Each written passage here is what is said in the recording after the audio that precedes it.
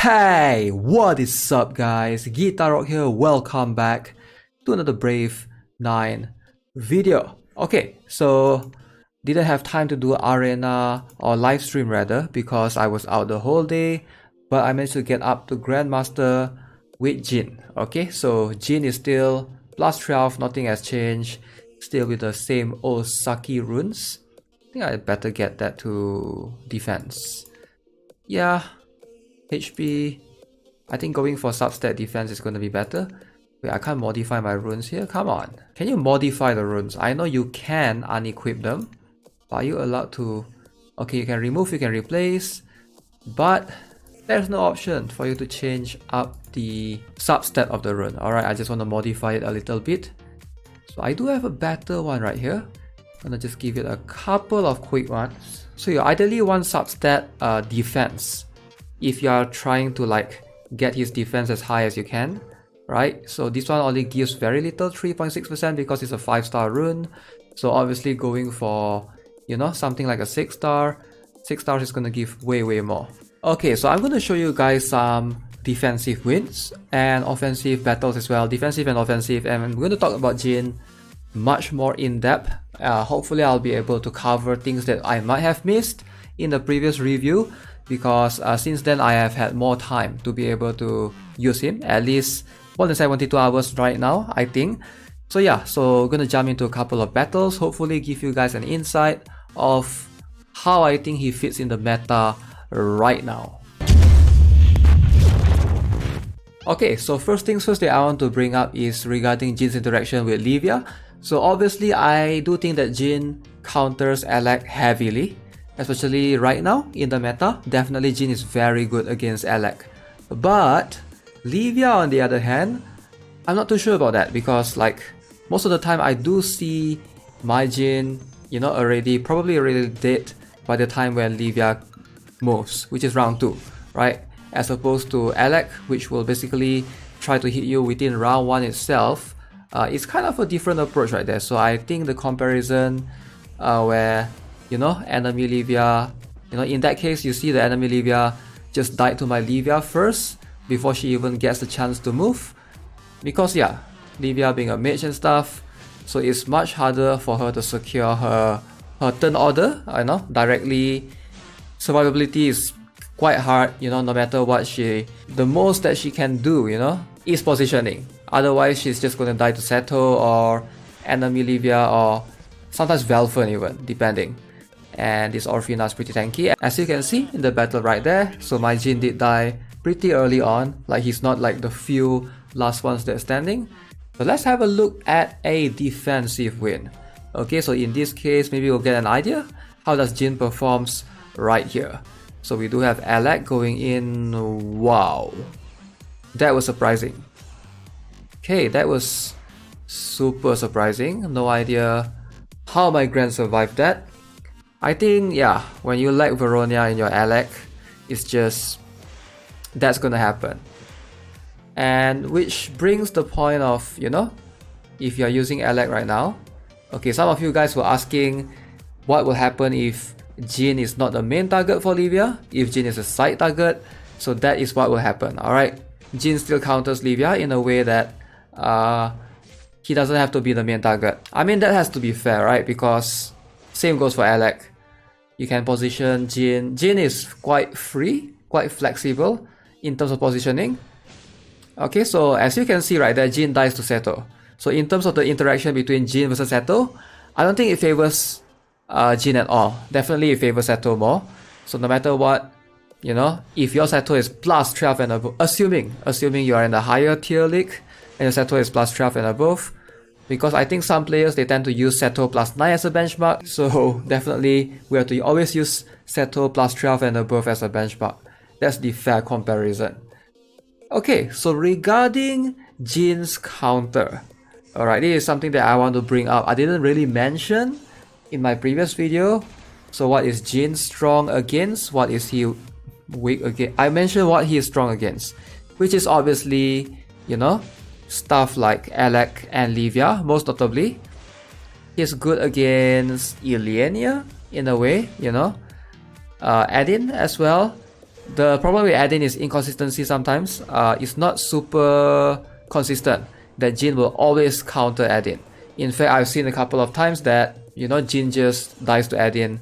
So it really depends on who's buffing add-in, because add-in has the ability to increase his normal damage. You know, he doesn't just rely on additional damage. That's something to consider. So in the meta right now, so obviously Alec is dominating. Same goes with Livia. But there are a couple of like less reliance, less heavy meta units right now that really counters Jin heavily. And one of the most obvious one is Frisha. Okay, so obviously Frisha is not super meta, alright? She was never like super meta reliant or anything like that. She's something that not many players have. I've noticed that for sure. So I wouldn't consider her like a super reliable one to basically be the, you know, meta defining Jin counter or anything. But I definitely can see her being more useful now. I know some players actually, you know, do actually pick her from the Jumpstart Quest 2, right, for the Magician. So definitely quite a number of players did pick her. So that's something to note. Okay, this is an interesting battle. Alright, so one thing to notice besides Frisha, we also have Asmod. So Asmod counters Jin heavily. So the deal with Asmod is, how do you say this? Asmod does not rely on attacking the enemy. So Asmod, he basically supports the enemy. So in a way, he can basically just deal with Jin easily. That's something to consider for sure. And also, same goes for Vals. So Vals is not really something that most players really build right now, especially in the meta. But I do see them from time to time. Oh, is that a Benshina? Okay, that's interesting. Why Benshina though? Is there a reason to use Benshina right here? So I'm gonna go in with that. So yeah, as you can see, Ileana can take care of Jin pretty easily. But I think because that Jin has no buffs. With buffs, Jin is gonna be a little bit harder to kill. Especially if like they have like Albions, Grace, and those things. Can be really annoying to deal with. Okay, we have Celia. Ouch. Okay. Oh, here comes. Okay, I was surprised. No, I wasn't surprised right there. I know that Jin will still be able to do it. Oh my, that was a rather quick one. Okay, let's have a look at one more defensive battle. So this time we have a slightly different one. We have a Baine going first. So I'm curious. I see a Ludmilla right there, so most likely my Celia will die, right? Let's see. Oh, I got pretty lucky with the RNG right there. In terms of my... Wait, Celia did not die?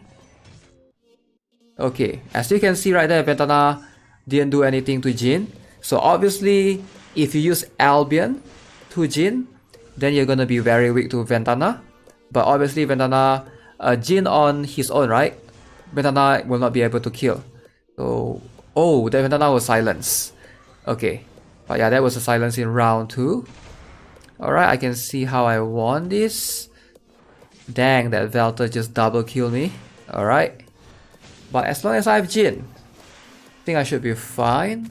Maybe except for Baine. In this case, like Baine is probably one of the most consistent and best Jin counter right now.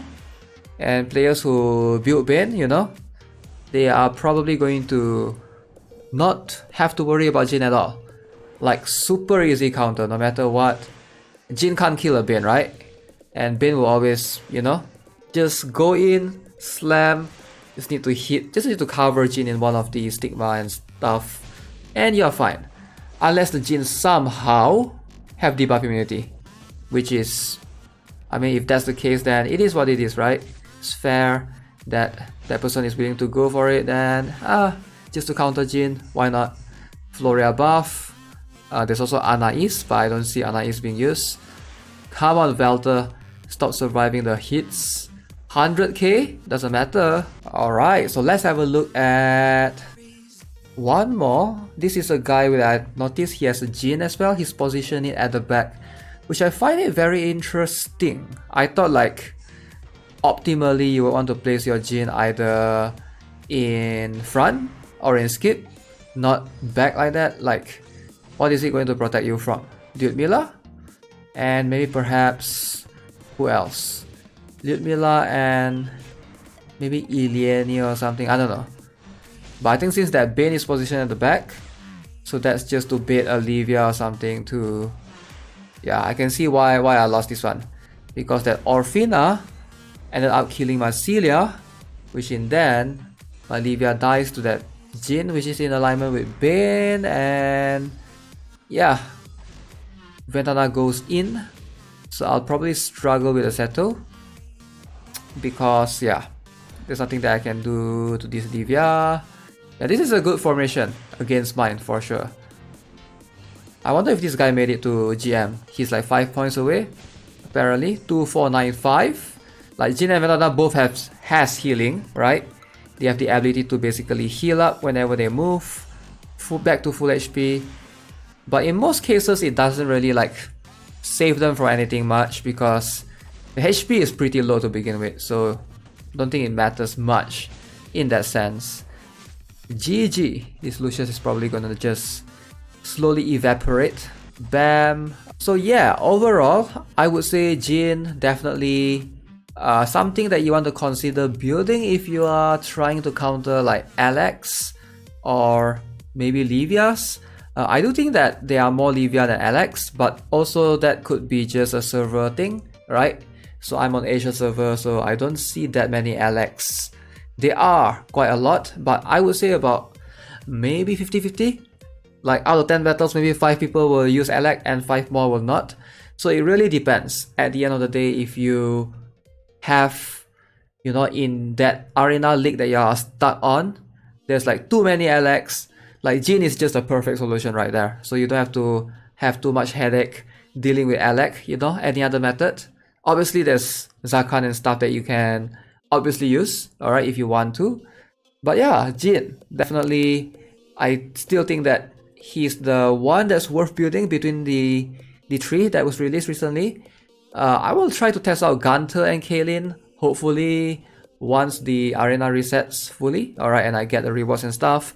Maybe I can give them a couple of runs and see how they perform in arena at low skill level. And then I'll give you guys my thoughts on that. Okay, so that's gonna be it for this video, guys. Hope you enjoyed it, and if you do, subscribe, give this video a like, and I'll see you guys in the next one. Have a nice day. Goodbye.